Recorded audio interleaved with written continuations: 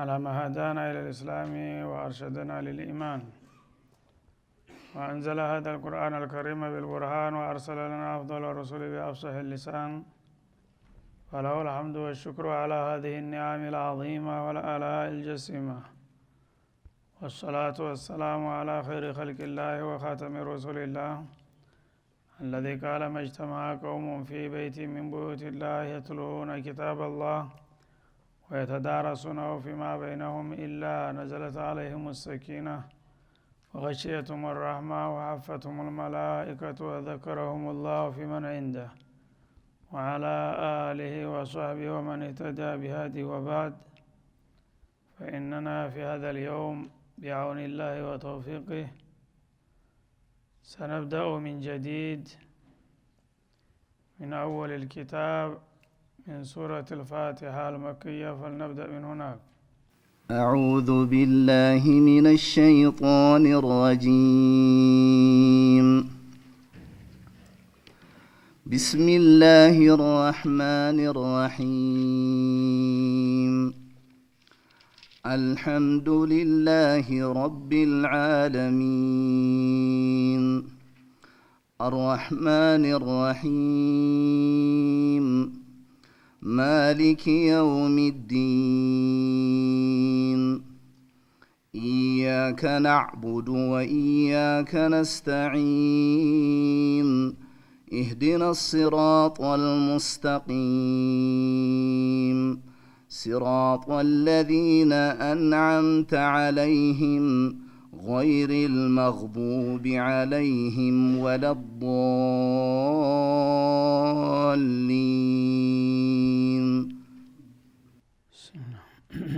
أعوذ بالله السميع العليم من الشيطان الرجيم. سورة الفاتحة المكية التي تشتمل على 7 آيات.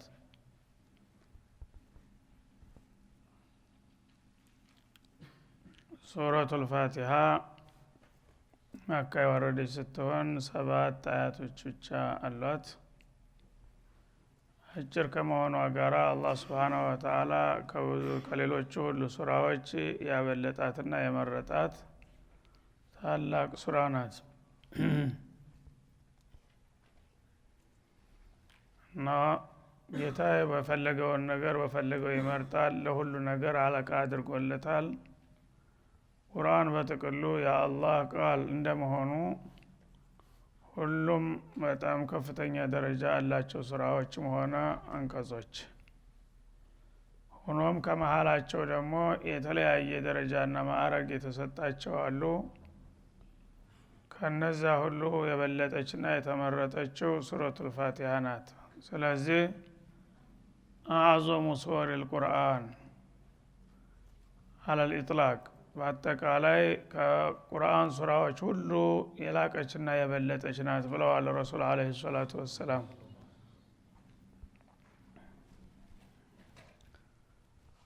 እና በሷ ዙሪያ ብዙ ፈዳኢል ብዙ ማዕረግና ደረጃ እንዳላት በርካታ ሐዲሶች መጥተዋል።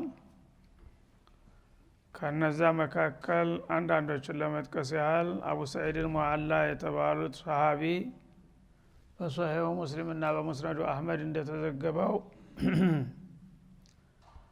አንድ ቀን በመስጂድ ውስጥ በመስገድ ላይ ያለሁኝ ነብዩ ከርቀት ጠሩኝ ይላሉ። በሚጠሩኝ ጊዜ ስሰግድ እያዩኝ ነው። ግን አቡ ሰዒድ እያሉ ደጋግመው ተጣሩ። እኔ ተጨነቅኩኝ። ወይ እንዳልላቸው ሶላቴ ይፈርስብኛል ብዬ ፈራሁኝ። ዝም ካልኩ ደግሞ የአላህ መልእክተኛ እየጠሩኝ እንደዝም እላለሁኝ አልኩና እንደምንም ቶልቶሎ ጨርሼ ሄጄ ጠይቃቸዋለሁ ብዬ ሶላቴን ቀጠልኩኝ ይላል። ልክ ያው እንደ ጁረይጅ ነገር ችግር አጋጠመው ማለት ነው። ጁረይጁል አቢድ የሚባል ሰው በአንድ ወቅት በበኒ እስራኤል የዚህ አይነት ችግር አጋጥሞት ነበረ። አቢድ በጣም አላህን የሚፈራ ተቅይ ነበረ። ሌት ተቀን ዒባዳው አይቋረጥም። እናቱ ልዘይረው ትመጣለች። ባለበት ማዕበድ ቦታ አለው። በመጣች ቁጥር ሁል ጊዜ በዒባዳ ተጠምዶ ታገኘዋለች። የተወሰነ ጊዜ ተጠብቅና እንደገና ትታተሄዳለች መቋረጫ የለውም እና የሱ ዒባዳ ማለት ነው። ከለታት አንድ ቀን እንደዚሁ መጣ ልጠይቀው ስትመጣ በሶላት ተጠምዷል። አሁን እንግዲህ ስንት ጊዜ እየተመለስኩኝ እሄዳለሁኝ ብላ ትጠራዋለች። ያ ጁረይጅ ያ ወለዲ ብላ ስትጠራው ያ ረቢ ኡሚ ወወለዲ ብሎ እሱ ተጨነቀ። የወላጅ ሀቅ ከባድ መሆኑን ያውቃል። ጉኖም ከአላህ ሀቅ ጋር ከተጠጋጨ ደግሞ ማን ነው መቅደም ያለበት የሚለው አስቸገረውና እናቴን ወይ ልበል ወይስ ያንተን ስግደት ልቀጥል ጌታዬ ምን ይበቃኛል ብሎ ጌታው ጋር መወያየት ጀመረ። ያኔ ወሰነ እና እናቴ መጣለች። መቼም የተወሰነ ደቂቃ ሳትጠብቀኝ አትሄድም፣ ቶልቶሎ ብዬ ብቻ ቀልጠፋ አድርጌ መጨረስ አለብኝ ብሎ ሶላቱን ቀጠለ። እሷ ግን ቸኩላ ስለነበረች ተበሳጭታ ተራግማ ሄደች ማለት ነው። አላሁመ ላ ቱሚቱ ሀታ ቱሪየሁ ውጁሃል ሙሚሳት። እኔን ወላጅ እናቱን ወይ ለማለት ፍቃደኛ ያልሆነው ንቆኝ እኮ ነው። ስለዚህ እሱ ሁልጊዜ ዒባዳ ነኝ መሽጉል ነኝ እያለ እኔን መጥቶ መዝየር ሲገባው መጥቼ እንኳ ሳናግረው መልስ መስጠት ይቆራብኝ፣ ይሄ ምን ኸይር አለው በማለት ተበሳጭታ እኔን ወላጅነቱን ለማስተናገድና ለመቀበል ፈቃደኛ ካልሆነ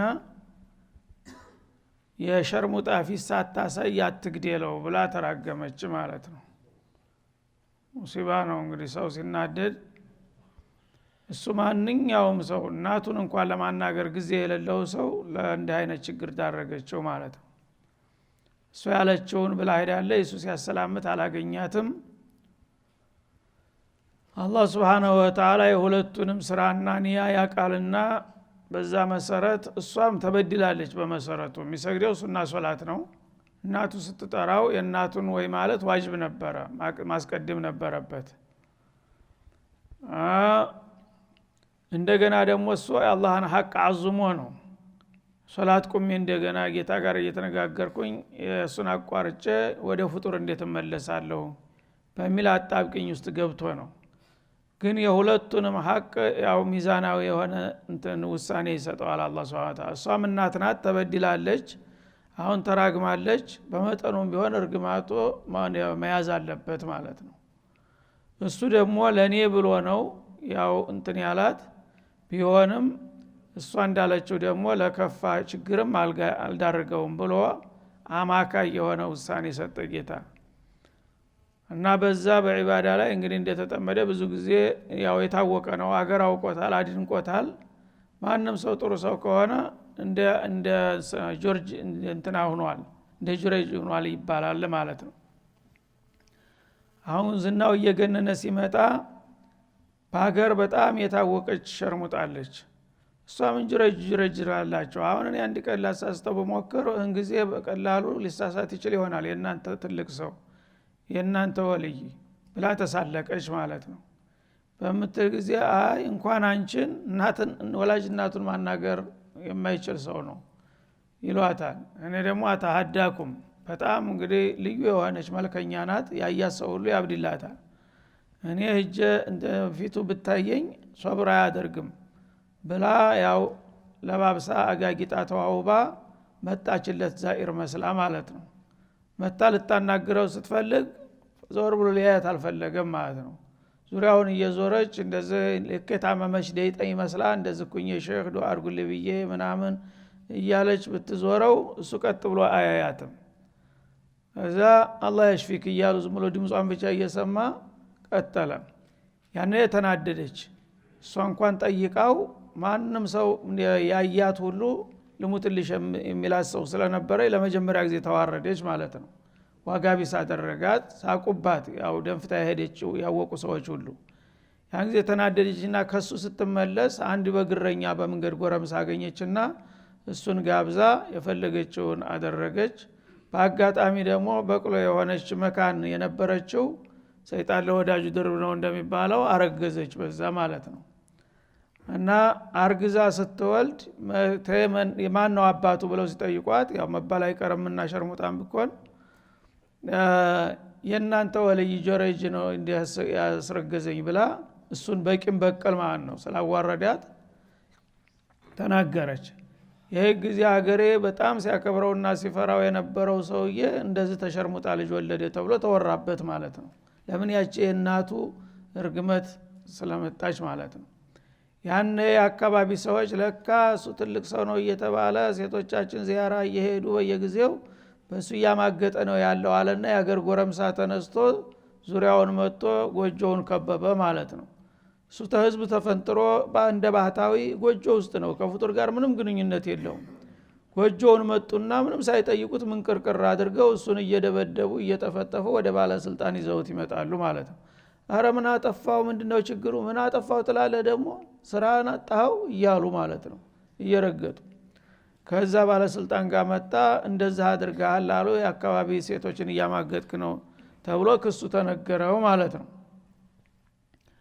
ያኔ እሱ እንግዲህ ይሄን ነገር አላደረኩም ቢል ማን ይሰማዋል? ሁሉም ያብጠለጥለው ጀመር። በመጨረሻ ይሽ የተወለደልኝ ልጅ አሳዩኝ አለ። እሱ ከጌታው ጋር ያለውን አላቃ ያቅ ነበርና ማለት ነው። ከናንተ እንግዲህ መፍትሄ የለም፣ እናንተ መከራከርም አልችልም።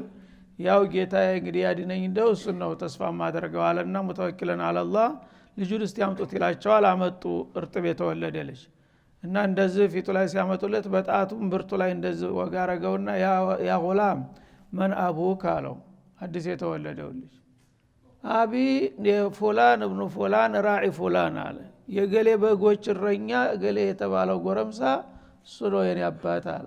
አዲስ የተወለደው ልጅ አላህ እንግዲህ ለወዳጆቹ ማለት ነው ሲል እሱን ለማጽ ያኔ ያ ሁሉ ሲቀጠቅጠው የነበረው ሁሉ መሬት ተንበረከከ። ማንህን ተአምር ሲያይ ይቅርታ አድርግልን ምናምን እያሉ ባለስልጣኖቹ ጭምር ተደናገጡ። ጎጆህን ያችን የሳር ደሳሳ የጭቃ ጎጆ በወርቅ እንስራለህ አሉት። ብቻ ይቅርታ አድርግልን የወርቅ ቤት እንስራለህ ሲሉት እኔ ወርቅ ምን ያደርግልኛል? ወትሮም ከዱንያ ጉዳይ እንደሌለኝ ታውቃላችሁ። እናንተ መጣችሁብኝ እንጂ እናንተንም ዱንያችሁንም አልፈልግም አለ ጎበዙ። ይህ ጊዜ ያው ይቅርታ ተለምኖ እንደገና ያችሁ ደሳሳ ጎጆ ተሰርታለት ኢባዳውን ቀጠለ ማለት ነው። ይሄ ምንድነው የሚያሳየው? ወላጆች ሐቅ ምን ያህል እንደሆነ። ሴትዮዋ እንግዲህ ቅር ብሏታል፣ በልጇ ላይ ይህን ቃል ሰንዝራለች። በተወሰነ ደረጃም ቢሆን ያሷ ዱዓው ያዛላት ማለት ነው። የሸርሙጣ ፊት ሳታሳይ ያትግደለው እላለሁ። ምክንያቱም ከሳሽና ተከሳሽ ሲቀርብ ግራና ቀኝ መሆኑ አይቀርም። እዛ ሸርሙጣ ጋራ አቆመው ማለት ነው በተወሰነች ደቂቃ። ኋላ ግን ፈረጀው አላህ Subhanahu Wa Ta'ala። ስለዚህ አሁን እንግዲህ ሰዎች ጌታቸውን በሚፈሩ ጊዜ የሁቁቀ ናስና ሁቁቀል ኻሊቅ ሲጋጭ በመሰረቱ ዋጅብ ለዋጅብ ከሆነ ሁሉ ጊዜ የአላህ ሐቅ ነው መቅደም ያለበት።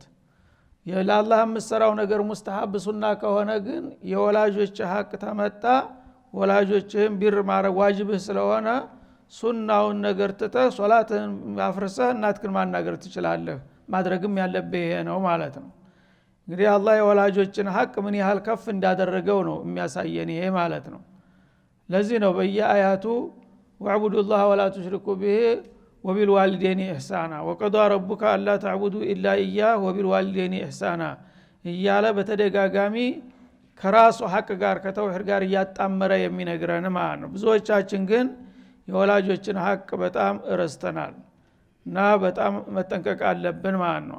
አቡ ሰዒድ አልሙዓላም ታዳ በመስገድ ላይ ያለው ነብዩ ተጣሩ። ሲጣሩ ወይ እንዳለላቸው የሶላቴ ሊፈርስብኝ ነው ብዬ ፈራሁኝ፣ ዝም እንዳልል አላህ ይቆጣብኛል ብዬ ፈራሁኝና ተጨነኩኝ። እንደማንም ቶልቶሎ ጨርሼ ልሄድ ብዬ ሶላቴን ቀልጠፍ አድርጌ አጠናቅቄ ሄድኩና ለበይከ ያ ረሱላህ አልኳቸው ይላል። እና እሳቸው በመጠኑም ቢሆን ቅር ብሏቸዋል። ችግሩን ግን ተረድተውለታል ለምን ወይ እንዳላላቸው ማለት ነው። እና ማመን ዓለም የቁልላሁ Subhanahu Wa Ta'ala ያ አዩሃ الذين آمنوا إذا دعاكم استجيبوا لله وللرسول إذا دعاكم አላለም እንደ ብለው ጠየቁኛ። ለአላህና ለማ يحييكم إذا دعاكم لما يحييكم አላህና መልእክተኛው እናንተን ሕያው ለሚሰጣችሁ ዘላቂ ድል ለሚሰጣችሁ ጉዳይ ሲጠሯችሁ ወዳው ፈጥናችሁ ወይ በሉ ምላሽ ስጡ የሚለውን አያት አልቀራህም እንደ አሉኝ አለ። ያ ረሱላህ ኩንቱ ኡሰሊ እየሰገድኩ ነበርኮ ሰምቻለሁ ጉዳዩን ግን ሶላት ማቋረጡ ከብዶኝ ነው ሲል ቢሆንም አሉ ማለት ነው። ምክንያቱም ይሄን ሐቅ የሰጣቸው አላህ ነው እና ኢዛ ዳአኩም ሊላሂ ወልረሱል እስተጂቡ ሊላሂ ወልረሱል ኢዛ ዳአኩም ሊማ ይሕይኩም ለአላህና ለመለክተኛው ሲል ልክ አላህ ሲጠራህ ወይ እንደምትል ለመለክተኛውም እንደዛው ማድረግ አለብህ። ምክንያቱም ላልሆነ ጉዳይ አይጠሩህም ለቁም ነገር አንተን ለሚጠቅም ነገር ነው አሉት። ለማንኛውም ያው ተስማሙ። እኔ ደግሞ የጠራሁህ ያው ሊኡዓሊመከ አዕዘመ ሱረቲን ፊል ኪታብ በጣም ታላቋን ምዕራፍ ላስተዋውቅህ ፈልጌ ነበርና ለዛ ነው የጠራሁህ እና ሰኡኽቢሩከ ቢሃ ቀብለ አን ነኽሩጀ ሚነል መስጂድ አሉት። እጄን ያዙኝና ወደ መስጂዱ በር አመሩ። መስጂዱ ተመውጣታችን በፊት እነግርሃለሁ አሉኝና እንደገና ሌላ ወሬ ጀመሩ። ያንን ወሬ እያወሩልኝ መስጂዱ በር ላይ ደረሰ። ሳንወጣ በፊት ስላሉኝ ረስተው እንደሆነ ብዬ ሳንወጣ በፊት እኮ እነግርሃለሁ ብለው ነበር ስላቸው ናም ማዛ ተቁሉ ኢዛ ሶለይት ስሰግድ ምንድነው የምትለው ሲሉኝ አቁል አልহামዱሊላሂ ረቢል ዓለሚን هذه اعظم سوره في كتاب الله እና ይህች አልহামዱሊላሂ ረቢል ዓለሚን ብላ የምትጀምረው በቁርአን ውስጥ ወደር የሌላት ታላቋ ምዕራፍ እሷ ናት። ይሄ አልቁርአኑል ዓዚም በማለት አስተዋወቁኝ ይላል ማለት ነው። በዚህ መልክ እንግዲህ አላህ Subhanahu Wa Ta'ala ይህችን ሱራ ከሁሉም እንዳበለጣትና እንደመረጣት አረጋገጡ ማለት ነው። ከዛም አልፈው ላ ሶላተ ሊመን ለም የቅራ ቢፋቲሐቲል ኪታብ ፋቲሐተል ኪታብን ያልቀራ ሰው ማንኛውም ሰጋጅ ስግደቱ ሱናም ይሁን ዋጅብ ሶላቱ አይቆጠርለትም ፋቲሐን ካልቀራ በስተቀር ብለዋል ማለት ነው። እና መን ለም የቅራ ቢኡሚል ኪታብ ፈሶላቱ ኺዳጁን ኺዳጁን ኺዳጅ በሌላው ሪዋያ ደግሞ ፋቲሐ ያልቀራ ሰው በሌላው አያ ቢቀራ እንኳን ስግደቱ ጭንጋፍ ነው። ጭንጋፍ ያው የማያድግ ልጅ ማለት ነው። እንደዛ ዋጋ ቢስ ነው በማለት በተደጋጋሚ ይህች ሱራ ታላቅና ወሳኝ እንደሆነች ገልጸዋል ማለት ነው። ስለዚህ እንግዲህ ይህች ሱራ መልእክቷ ምንድነው? ዋናው መልእክቷ የኻሊቅና መኽሉቅን ማስተዋወቅና ማስተሳሰር ነው ማለት ነው። እና አላህ Subhanahu Wa Ta'ala ረብል ዓለሚን መሆኑን ማሳወቅና ከዛም ጋር ያይዛ አራት አስማኡላሂል ሁስናን በመደዳው ታስቀምጣለች ማለት ነው። አላህ ከሚለው ጋር አምስት በዚህ ባጭር ሱራ ውስጥ አምስት አስማኡል ሁስና መገኘት ራሱ ልዩ ደረጃ ከሚሰጧት ምክንያት አንዱ ነው ማለት ነው። አላህ ረብ አርረህማን አርረሂም ማሊክ የውሚዲን የሚሉት ሚን አስማኢላሂል ሁስና ናቸው ማለት ነው። በእነዚህ ስሞች ጌታን ታስተዋውቃለች። ከዛ በኋላ በዚህ መልክ ታስተዋወቀች በኋላ እኛ ከጌታችን ጋር ምን አይነት አላቃ ሊኖረን እንደሚገባ ዋናው የምንገናኝበትን ነጥብ ታስቀምጣለች። ጌታ ኻሊቅ እንደመሆኑ ማዕቡድ መሆን አለበት፣ እኛ መኽሉቅ እንደመሆናችን አቢዶች መሆን አለብን። ለዚህ ኢያከ ነዕቡዱ ወኢያከ ነስተዒን የሚለውን ዋና ቁልፍ ነጥብ ታስቀምጣለች። ሱራዋን ትልቅ ያደረጋት ወሳኙ ነጥብ ይሄ ነው ማለት ነው። ኻሊቅና መኽሉቅ የሚገናኙባት የኮንትራት ፊርማ ማለት ነው። ኢያከ ነዕቡዱ ወኢያከ ነስተዒን በየቀኑ እንግዲህ በፈርድ ሶላት ብቻ እንኳን ብንወሰን ያ አምስት ስግደቶችን እንሰግዳለን። በአምስት ስግደቶች ውስጥ ስንት ረካዓ አለን? ወደ 17 ረካዓ ይኖረናል ማለት ነው። 17 ጊዜ የእምነት እድሳት እናደርጋለን በቀን ማለት ነው። ኮንትራት ታድሳለህ ማለት ነው።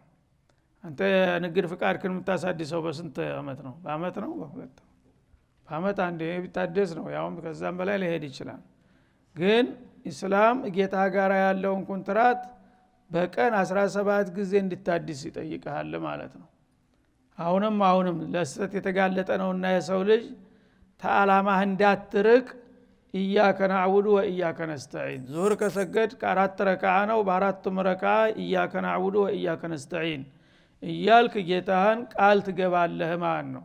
ተዓላማዬ ፍንክች አለለም፣ በተውሂድ ላይ እንደታጠቅኩ ነው ያለሁት፣ አንተም ብቻ ነው የምገዛው፣ አንተም ብቻ ነው እርዳታ የምለምነው እያልን ነው ማለት ነው። አስርም ሲመጣ እንደዛው መግሪብም ኢሻም ፈጅርም ለዛ ላይ ደግሞ ሱና ተጨመርንበት እየሰፋ ይሄዳል ማለት ነው። ስለዚህ እንግዲህ ይሄ ቃል ኪዳን አላህ Subhanahu Wa Ta'ala ምን ያህል አሳሳቢና አንገብጋቢ መሆኑን አውቆ ይችን ቁልፍ ሱራ ነው መስገጃ እንድናደርግ ያደረገን ማለት ነው። ከዛ በኋላ ደግሞ አህመድ ዱዓ ከዱዓ ሁሉ በጣም አስፈላጊና ወሳኝ የሆነውን ዱዓ ያስተምረናል ማለት ነው። ኢህዲነ ሲራጠል ሙስተቂም በሚል ቃል አሁንም ደጋግመን በቀን 5 ጊዜ ሂዳያ ከጌታችን እንድንቀላውጥ እንድንለምን ያስተምረናል ማለት ነው። ይህ ሂዳያ የሚባለው ነገር ደግሞ የቀድሞ ወዳጆቹ ሁሉ መንገድ የሰው ልጆች ፍጥራን በሙሉ መመዳኛ መሆኑን በማመልከት ሲራጠል ለዚነ አንዐምተ ዐለይሂም ገይሪል መግዱቢ ዐለይሂም አላህ Subhanahu Wa Ta'ala መልካም ጸጋውን የቸራቸውና የባረካቸው ያልተቆጣባቸውና ያላባረራቸው ያረገማቸው ያልተሳሳቱትን መንገድ ምራኝ እያላችሁ እኔን መለመን አለባችሁ ሲል አላህ Subhanahu Wa Ta'ala እኛ በዚህ ህይወት ላይ መተን አልፈን እስከምንሄድ ድረስ ወደ ቀጣው ሀገር ስንቃችን መሆኗን ያስተዋውቀናል። በዚህ ሱራ ሁሉ ጊዜ ከጌታችን ጋር ያለውን አላቃ እንድናስተካክልና እንድናርቅ ማለት ነው። ስለዚህ አጠቃላይ መልእክቷ ይህ ሲሆን ወደ ዝርዝሩ እንመለሳለን። ቢስሚላሂር ረህማኒር ረሂም እጅግ ሩሩ በጣም አዛኝ በሆነው አላህ ስም እንጀምራለን። እንደተለመደው ሁሉ ጊዜ ያው ሱራዎች በዚህ ቃል ይጀምራሉ። ቁርአን አላህ Subhanahu Wa Ta'ala እያንዳንዱ ምዕራፍ በቀጥታ ከሱ የተላከ ለፍጡሮች ለምድር ሰዎች መመሪያ ሆኖ የተላከ ደብዳቤ መሆኑን ዑንዋኑ ማህተሙ ፊርማው ቢስሚላሂር ረህማኒር ረሂም ነው ማለት ነው። ተረህማን ረሂም ተረበል ዓለሚን የተላከ መልእክት መሆኑን በእያንዳንዱ ሱራ ላይ ያሰምርበታል ማለት ነው።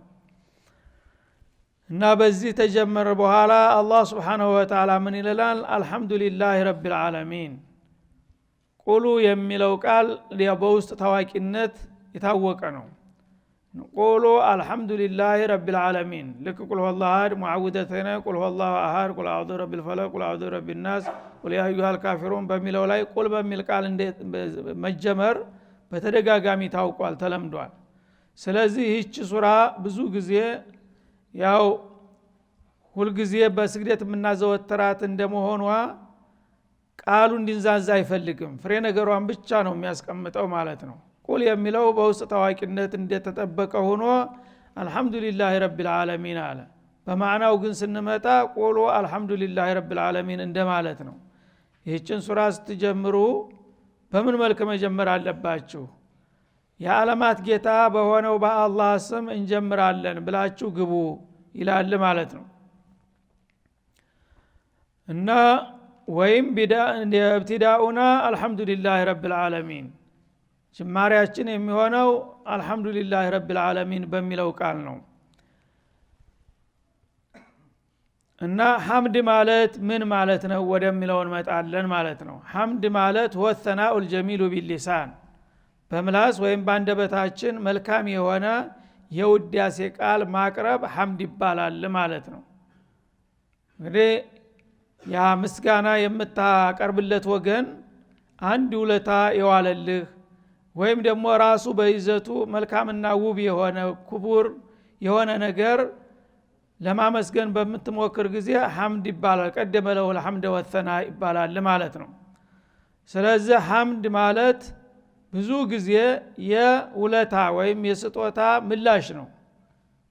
አንድ ሰው አንድ ነገር ሲያረግልህ ነው አመሰግናለሁ የምትለው ማለት ነው። ከሹክር ጋራ በአንድ መልኩ ይገናኛል፣ በሌላ በኩል ይለያያል። ሹክር ብዙ ጊዜ አንድ ልዩ የሆነ ስጦታ ለሰጠህ ነገር ነው ሹክር የምትመልሰው ማለት ነው። ሐምድ ግን እንደዚሁ ስጦታ ለሰጠህ ሊሆን ይችላል፣ ወይም ደግሞ ለአንተ ባይሰጥህም ለሌሎች ለሰጠ ወይም ደግሞ ለራሱ ክቡር መሆኑ ለታወቀ ነገር ሁሉ ሐምድ ይደረግለታል ማለት ነው። እና አልহামዱሊላህ ለአላህ ፍጹም የሆነ ሙሉ የሆነ ምስጋና ይገባው። ለምን ሊከውኒህ ረብል ዓለሚን የዓለማት ባለቤትና ፈጣሪ ጠባቂና አንከባካቢ ከመሆኑ አኳያ ይገባዋልና ለዓለማት ጌታ ምስጋና ይገባው በሉ ይለናል ማለት ነው። አላህ የሚለው ወደሚለው ቃል ስንመጣ አላህ ማለት አልማዕቡዱ ቢልሐቅ ማለት ነው። ባጭሩ በእውነት ሊገዙት የሚገባው ብቸኛ አምላክ ማለት ነው። ወይም ደግሞ ፍጡራን ስለሱ ሊያስቡ ቢሞክሩ በጥናትና በምርምር በዚህ በውስና አቅማቸው በሌናቸው ማንነቱንና ምንነቱን ሊመዝኑትና ሊመጥኑት የማይቻል በፍጡር አቅም ጌታ ምን ይመስላል ጌታ ምን ያህላል ብላ ሰው ሊያስብ ይሞክራል፣ ግን ሊደርስበት አይችልም ማለት ነው። እና ኩሉ ማ ኸጠረ ቢባሊክ فهو غير ذلك ይባላል በምሳሌ። ስለ አላህ ማንነትና ምንነት አንተ በራስ ግምት ልትመራመር ብትሞክር አንተ የምታውቀው የተወሰኑ ነገሮች ነው። አቅምህ ውስን ነው። በአካባቢ የምታየው ወይ ሰው ነው ወይ ድንጋይ ነው ወይ ቤት ነው። ፈቅ ብለህ ወደ አድማስ ከሄድክ ደግሞ ያው ሰማይን ነው ወይ ፀሐይን ጨረቃን ነው የምታየው። የምታውቃቸው ነገሮች እነዚህ የተወሰኑ ፍጡሮች ናቸው በዙሪያ ያሉት ማለት ነው። ስለዚህ አንተ የምታውቃቸውን ነገሮች ነው መለኪያ አድርገህ የምታደርገው። አላህ ማንን ያክላል ምን ይመስላል ካልክ ከምታውቃቸው ወጥተህ ልታስብ አትችልም ማለት ነው። እነዚህ የምታውቃቸው ደግሞ ፍጡሮች ናቸው የእሱ ስራ ውጤቶች እንጂ እሱ ጋር የሚወዳደሩ ወይ እሱን የሚለኩ ነገሮች አይደሉም። የፈለገውን ያህል አንተ ትልቅና ግዙፍ የሆነ ነገር ብታመጣ ወይም ውብ የሆነ ነገር ብትመርጥም ዙሮ ዙሮ አላህን ሊያክል አይችልም ማለት ነው። ስለዚህ አንተ በጥናትና በምርምር በግምት ጌታ እንደዚህ ነው ብለህ የምታስበው ነገር ሁሉ በዛ ተቃራኒ እንደሆነ ወቀው ይላል ማለት ነው። ጌታ ፍጡርን አይመስልም። فلا تضربوا لله الامثال والله يعلم وانتم لا تعلمون እንዳለው። ስለዚህ አሁን ክፍለ ጊዜው ስለተገባደደ በቀጣዩ ዙር እንመለስበታለን። ወሰለላሁ ዐለ ነብዩ ወኢላ